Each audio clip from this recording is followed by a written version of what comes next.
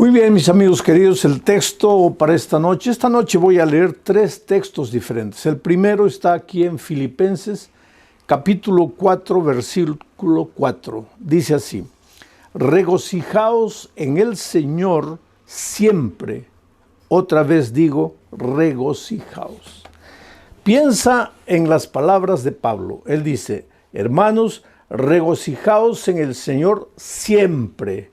No dice cuando las cosas te vayan bien. No dice solo cuando tu mesa está harta. No dice solo cuando tienes un buen empleo y ganas un buen sueldo. No dice cuando toda tu familia está en buen estado de salud. El apóstol Pablo dice: regocijaos en el Señor siempre, siempre, en todo tiempo, en las buenas y en las malas, en el día y en la noche, en el invierno y en el verano. Regocijaos en el Señor siempre. Ahora, tú puedes decir, bueno, eso es fácil decir, pero no es fácil vivir. Pero yo quisiera que tú sepas que cuando Pablo escribió la epístola a los filipenses, estaba preso en la prisión. ¿Y por qué? ¿Porque había hecho algo malo? Porque cuando una persona ha hecho algo malo y va a la cárcel, pues por lo menos le queda la resignación de que está ahí porque merece, está ahí porque hizo algo de malo. Pero en el caso de Pablo, ¿qué cosa mala había hecho? Yo te hago una pregunta en este momento. ¿Tú crees que Dios cuida a sus siervos? ¿Dios protege a sus siervos? ¿Los defiende del mal, sí o no? Claro que sí. Te hago otra pregunta. ¿Y tú crees que Pablo era un siervo de Dios? ¿Sí o no? Claro que sí. Entonces viene la tercera pregunta. ¿Y si Pablo era un siervo de Dios? ¿Y si Dios cuida siempre a sus siervos, por qué razón Pablo estaba preso? Él no había hecho nada de malo. ¿Sabes por qué él estaba preso? Por predicar el evangelio. Ahora, ¿Dios no debería cuidar a un siervo suyo que predique el evangelio? Sí, debería, desde la lógica humana, desde la perspectiva humana, sí. Al siervo de Dios que está cumpliendo su deber no debería pasarle nada de malo. Y sin embargo vinieron y lo prendieron y lo llevaron a la cárcel. Y ahora Pablo, desde la prisión, escribe a los filipenses. ¿Y qué les dice? Regocijaos en el Señor siempre. Y si leemos un poco más adelante, dice, regocijaos con cánticos y con himnos. Ahora, Pablo no estaba hablando una cosa teórica, una frase muy bonita de ser dicha, regocijaos en el Señor siempre, y que todo el mundo diga amén. No, no, no. Pablo estaba preso. Pablo estaba sufriendo, estaba pasando por el valle de la tribulación. Y él dice, regocijaos en el Señor siempre. Ahora tal vez tú me preguntes, pero ¿cómo es posible regocijarse en el Señor siempre? Está bien, en el momento de alegría, de felicidad, de abundancia, sí. Pero en el momento de tristeza, de dolor, de lágrimas, ¿cómo alguien se puede regocijar?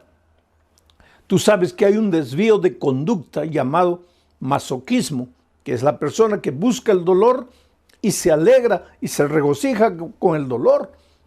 Pero esto no tiene nada que ver con lo que Pablo está diciendo.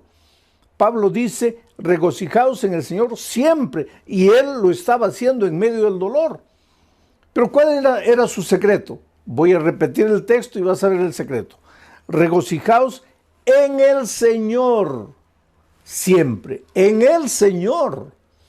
Si tú no estás conectado al Señor, ahí no hay manera de que te regocijes en medio del dolor y en medio de las dificultades. El secreto es en el Señor. Por eso el título de esta semana de predicaciones es conectados. ¿Conectados a quién? Conectados a Jesús, relacionados con Jesús. Entonces, cuando tú estás conectado a Jesús, cuando tú vives una vida de comunión con Jesucristo, ayer dijimos, vas a aprender a amar. Y hoy te digo, vas a aprender a regocijarte en medio del dolor, en medio de las dificultades, y la vida va a tener sentido para ti. No solo las cosas buenas, también las cosas tristes van a tener sentido para ti. ¿Sabes? El dolor, las dificultades, los momentos difíciles no nacen en la mente de Dios. Por favor, nunca pienses que estás sufriendo porque Dios te está castigando, que estás sufriendo porque Dios te mandó el dolor para hacerte pensar porque tú te estabas portando mal. No, nunca pienses así. Dios mismo dice, mira los pensamientos que tengo acerca de ti. Pensamientos de amor y no de odio. Pensamientos de bien, no de mal. Mira los pensamientos que tengo acerca de ti, pensamientos de paz. O sea, de la mente del Señor, del corazón del Señor, solo salen las cosas que te hacen bien. Nunca lo que te hace sufrir. El sufrimiento y el dolor no nació en Dios, nació en el corazón del diablo. Y cuando el diablo te hace sufrir, él te hace sufrir para llevarte a entender mal el dolor y a maldecir a Dios en lugar de maldecir al diablo. Si tú lees todo el libro de Job, yo le digo al libro de Job que es el compendio de la teología del dolor, o sea, tú tienes que estudiar el libro de Job para entender el misterio del dolor. Tú vas a ver ahí que el diablo se presenta un día a Dios y le dice, Señor, ¿has visto ahí? Dios le dice, ¿has visto a mi hijo Job, un hombre perfecto, bueno, temeroso de mí? Y el diablo le dice, claro, pues tú le das todo, le das una bella familia, le das hacienda, le das ganado, le das dinero, así cualquiera te sirve. Ahora, quítale todo eso para que veas que él te va a maldecir. Miren lo que el diablo dice, quítale todo eso. Pero Dios no quita nada. Dios jamás te va a quitar lo que te hace bien. Si Dios te quita, te va a quitar el pecado, la miseria, el vicio, lo que te destruye, lo que arruina tu vida, lo que malogra tu familia. Dios te va a quitar eso, pero Dios nunca te va a quitar lo que te hace bien. Es el diablo que te quita, porque si tú continúas leyendo el relato de Job, vas a ver que el diablo es el que le trae maldición, le trae el dolor, le trae enfermedad, le trae todo a Job, pero con un propósito, hacer que Job se rebele contra Dios y que piense que quien lo está haciendo sufrir es Dios y se revolte contra Dios. La propia esposa de Job habla palabras que fueron colocadas por el diablo en sus labios y le dice a Job, ¿por qué no maldices a Dios y mueres? Ya estás sufriendo tanto, ¿por qué no maldices a Dios y mueres? Ella no estaba hablando palabras de ella estaba hablando las palabras del enemigo, porque es el enemigo que te hace sufrir, es el enemigo que te trae dolor, y para traerte dolor muchas veces se sirve de tus propias actitudes, de tus propias decisiones equivocadas, porque el diablo no te echa el licor a la boca a la fuerza, tú es que tomas. El diablo se sirve de ti mismo, de tus errores, de tus desvíos, de tus elecciones equivocadas. ¿Para qué? Para traerte dolor a ti mismo. ¿Y para qué? Para que pienses que Dios te está castigando. ¿Y para qué? Para que te alejes de Dios definitivamente y para que digas que Dios no te ama. ¿Cómo podemos regocijarnos en medio del dolor? Primero, estar conectados al Señor. Pero, y en segundo lugar, déjame leer lo que dice aquí Juan capítulo 15, versículos 10 al 11. Mira, Jesús dijo estas palabras, si guardareis mis mandamientos, permaneceréis en mi amor. O sea, si tú dices, yo permanezco en Cristo, y si permanezco en Cristo, el diablo no me va a derrotar. Está bien la palabra, muy bonita, la frase muy bonita, pero ¿qué quiere decir permanecer en Cristo? Aquí viene Jesús y dice, si guardareis mis mandamientos, permaneceréis en mi amor.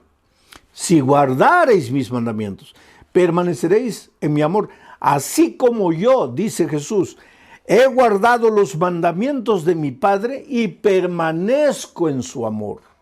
Y después el versículo 11 dice, estas cosas os he escrito para que mi gozo, mi alegría, mi regocijo esté en vosotros y vuestro gozo sea cumplido. Aquí está el secreto. ¿Quieres tener la capacidad de alegrarte en las buenas y en las malas? ¿Quieres saber regocijarte, aprender a regocijarte en medio del dolor, en medio de las lágrimas?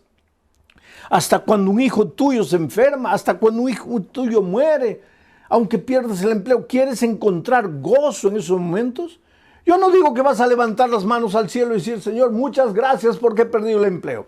Muchas gracias porque mi hijo ha muerto. No vas a decir eso. Claro que vas a sufrir, claro que vas a llorar. Pero no te vas a desesperar porque en medio de todo eso vas a sentir paz en tu corazón. Regocijo, la alegría, el gozo de saber que Cristo está a tu lado, aunque no lo puedas tocar, aunque no lo puedas ver. Pero para experimentar esto que te estoy diciendo, tienes que estar conectado a Jesús.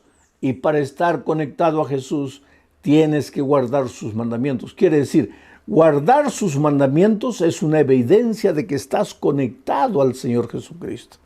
Y cuando estás conectado a Jesús, así como Jesús estaba conectado a su Padre, entonces vas a aprender a regocijarte en medio del dolor. Vas a experimentar lo que es gozo y la alegría de servir y de obedecer. Ahora, queridos, tú me puedes decir, oh, pastor, pero es muy difícil cumplir los mandamientos. Es muy difícil obedecer. No, querido. Tú estás equivocado. Te lo voy a decir de otra manera. Difícil es desobedecer. Te voy a explicar por qué. Cuando Adán y Eva fueron creados, ellos fueron creados con naturaleza perfecta, o sea, con la tendencia a obedecer. Para Adán y Eva, obedecer es como para nosotros desobedecer, natural. Adán y Eva no tenían que esforzarse para obedecer porque su naturaleza era perfecta. Ellos obedecían de manera natural, así como tú tomas agua, como comes de manera natural. Para Adán y Eva obedecer era natural, pero infelizmente pues Adán y Eva desobedecieron, se apartaron de Dios. Y al apartarse de Dios, de cierta manera, ellos iban contra su naturaleza, porque su naturaleza era de obediencia. Solo que al apartarse de Dios, por eso yo digo que el pecado es un misterio, tú no puedes explicar cómo una pareja que había sido creada con naturaleza perfecta, se esforzaron para alejarse de Dios. Pero cuando se alejaron de Dios y pecaron, perdieron la naturaleza perfecta y adquirieron lo que llamamos la naturaleza pecaminosa. ¿Qué es la naturaleza pecaminosa? Lo contrario de la naturaleza perfecta. Con la naturaleza perfecta, para ellos era natural obedecer, fácil obedecer. Pero con la naturaleza pecaminosa, lo que es natural ya no es obedecer, es desobedecer. Es caminar como un caballito loco por los prados, no tener en cuenta a Dios para nada, no querer andar en sus caminos, no seguir sus consejos, no guardar sus mandamientos, hacer lo que tú quieres. Eso es natural al ser humano, porque desde que nacimos nosotros, después de Adán y Eva, todos vinimos al mundo ya trayendo la naturaleza pecaminosa. Ahora, desde pequeñitos, nuestra tendencia es andar solos, correr solos, tratar de resolver los problemas solos. Y ojalá que nos fuera bien. Lo peor es que nos va mal. Desde pequeños cometemos algún pecado, hacemos algo errado, tratamos de esconder, de que nadie nos descubra. Y solos tratamos de solucionar el problema y nos hundimos cada vez más y más. Yo me acuerdo que cuando mi hijo mayor era un nené de 1 año, tal vez, mi esposa había salido, me dejó al cuidado del muchachito. Yo estaba estudiando, pero vigilándolo. Y él andaba en la sala, agarraba una cosa, tenía varios juguetes ahí. Y yo estudiando, pero vigilándolo, vigilándolo. Y de repente él se acercó a un vaso de cristal. Tú sabes que el cristal vale bastante, un vaso de cristal es precioso. Este era un vaso, un florero de cristal, porque nos habían regalado en el día de nuestro matrimonio. Y yo le dije, mira hijito, juega de este lado, pero no te acerques ahí. Juega por aquí, no, deja ahí. Cuidado con ese florero.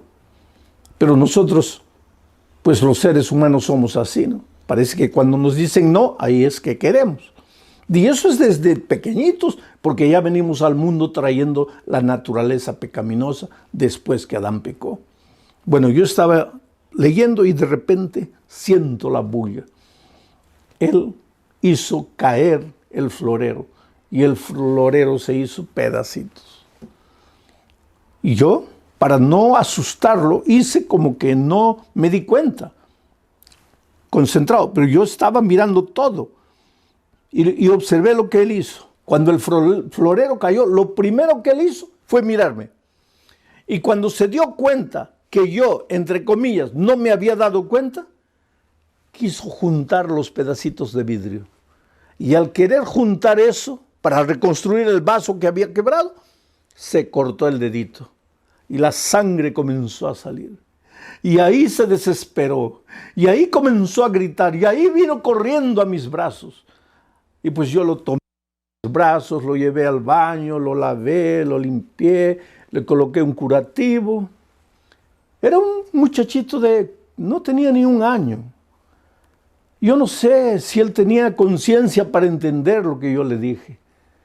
Pero yo le dije, mira hijo, en la vida infelizmente vas a quebrar muchos floreros de cristal. Pero cuando por esas cosas de la vida quiebres algo, no trates de resolverlo solo. No trates de encontrar la solución tú solo. Porque hay un Padre que siempre estará con los brazos abiertos esperándote. Y en este momento yo te digo, querido, tal vez tú, por esas cosas de la vida, has quebrado el florero precioso de tu matrimonio. Has quebrado el florero precioso del respeto que tus hijos te tenían. Has quebrado el florero precioso de la confianza que tu jefe tenía en ti. En esta vida, ¿cuántas veces vivimos quebrando floreros? Las cosas buenas que Dios nos da, las arruinamos, las malogramos, las quebramos, las destruimos. Y después tratamos de escondernos y solucionar el problema con nuestras manos solos. Pero en esas horas recuérdate que tú solo estás perdido. Tú solo te vas a cortar el dedo y te vas a hacer sangrar.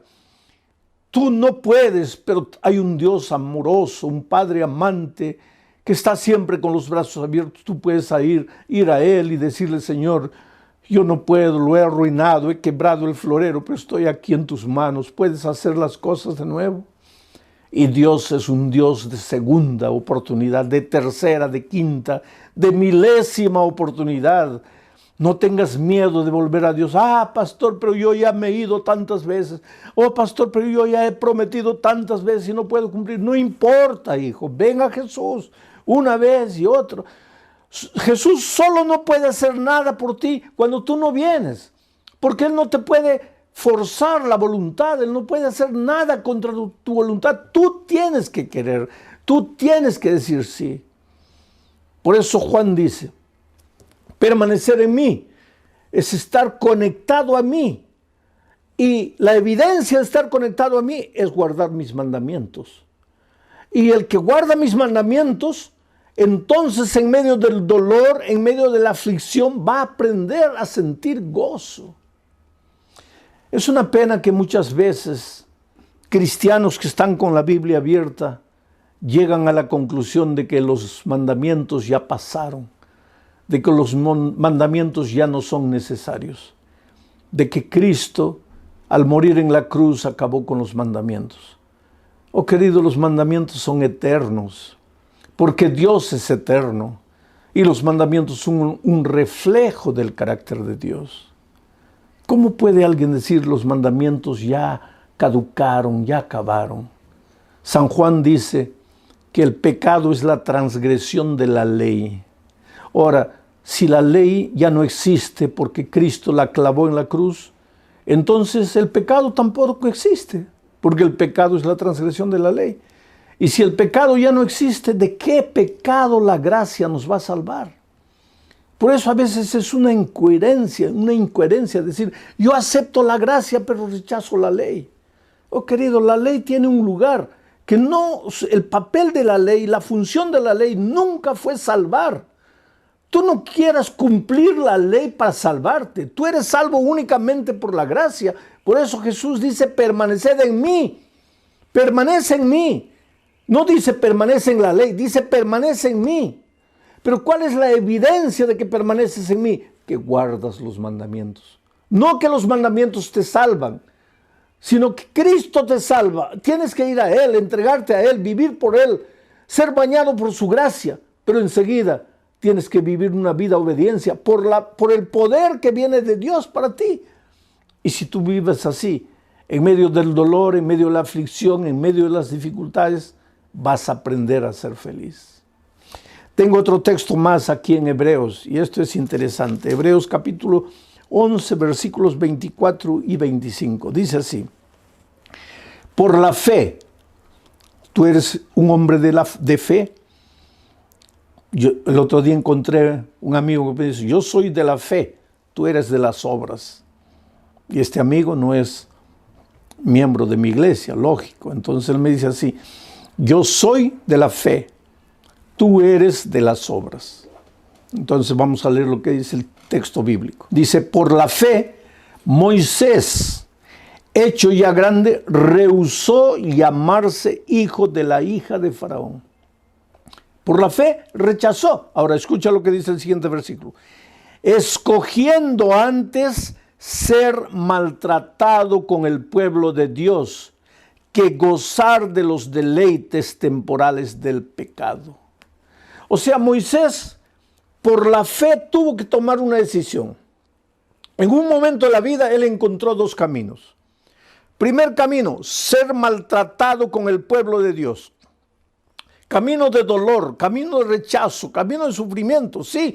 Porque cuando tú decides seguir a Jesús, tú vas a ver que hasta tus mejores amigos, hasta tus familiares más queridos, te van a volver las espaldas, te van a criticar, se van a burlar de ti. Muchos te van a abandonar. Yo conozco jóvenes que han sido expulsados de su casa porque aceptaron a Jesucristo.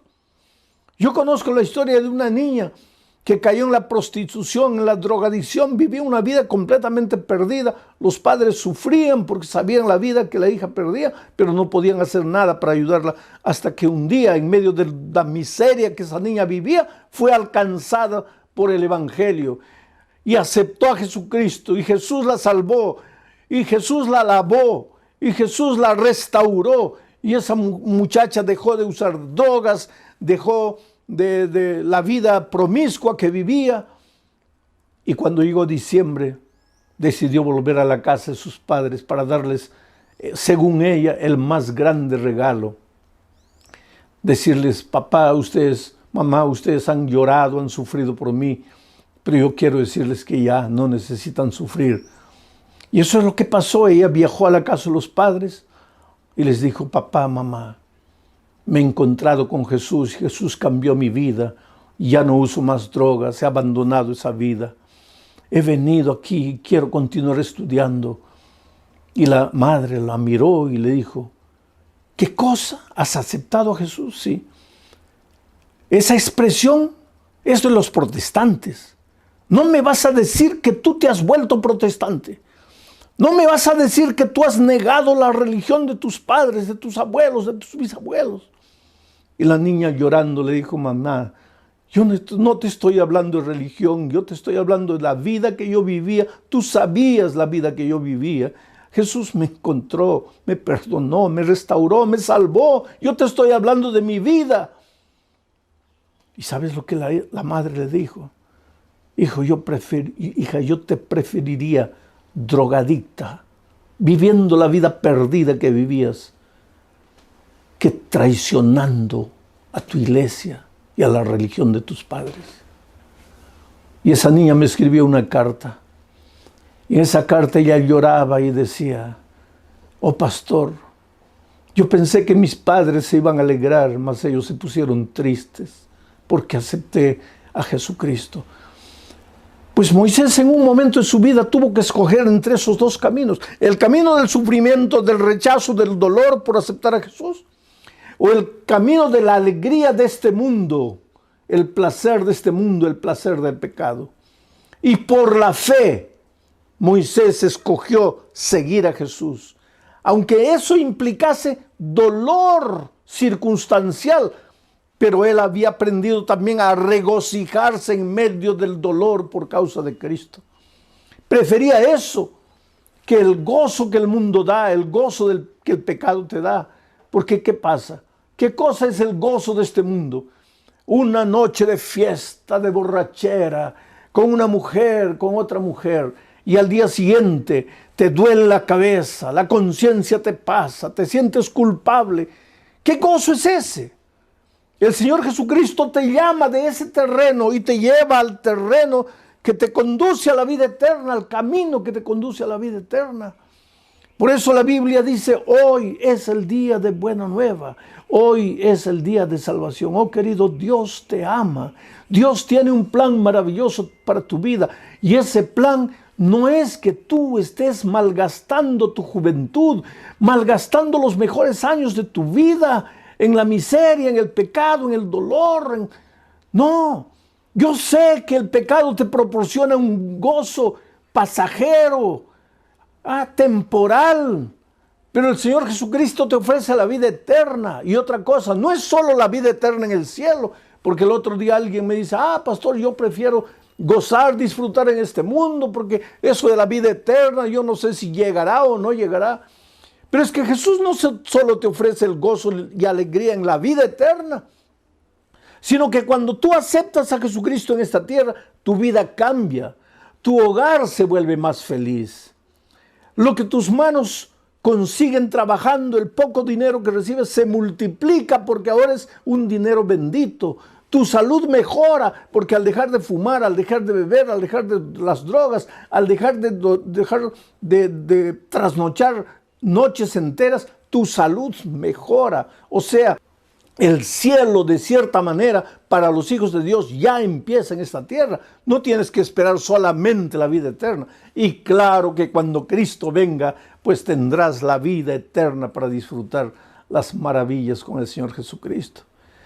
Algunos piensan, ¿y qué haremos en el cielo? Si ya no habrá trabajo, no habrá nada. ¿Quién te ha dicho que no habrá trabajo? El trabajo, querido, existió antes del pecado. Antes que Adán y Eva pecasen, Dios ya les dio el trabajo. Pero el trabajo no tenía el elemento cansador, el elemento de maldición que adquirió después del pecado.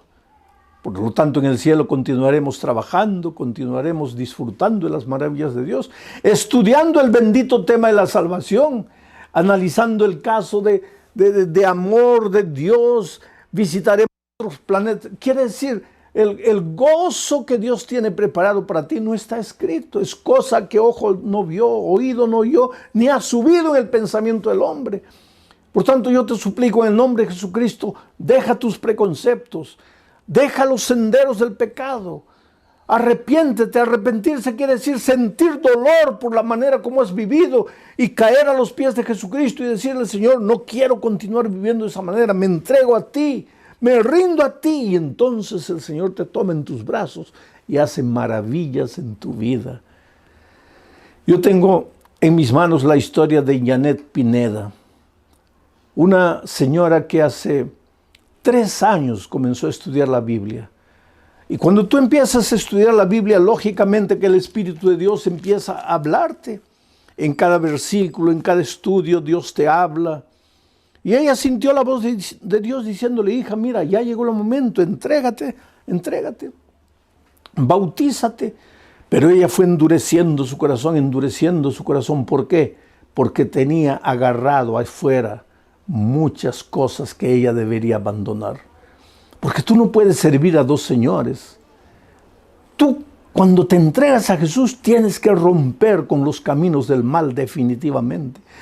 Pastor, pero yo no tengo fuerzas. Tú no tienes, pero el Señor Jesús sí te va a dar las fuerzas. Porque cuando estás conectado a Jesús, viene la fuerza de Jesús y pasa para ti. Y ella fue recibió una invitación y otra invitación para bautizarse. Ella decía, no quiero compromiso, me gusta la palabra, me gusta el evangelio, pero no quiero bautizarme.